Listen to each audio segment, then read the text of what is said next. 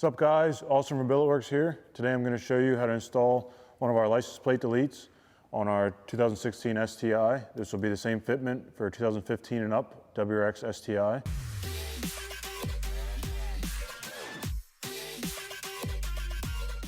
So first things first, I'm going to take our license plate delete and our hardware. So you'll see that we have a socket head cap screw and a rubber well nut.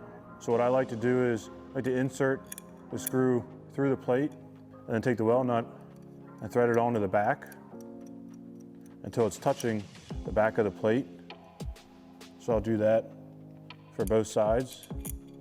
This will just make it easier locating the plate into the holes on the bumper, and the well nuts won't fall through the bumper like this as well. So now we can take the license plate delete and place it up against the front bumper.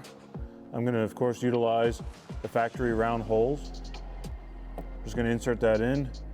I'm going to hold it up against the bumper. Then we can snug these bolts up.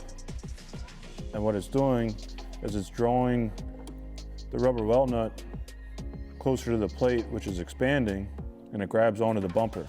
So these don't need to be super tight. Just get them snug. And that's it.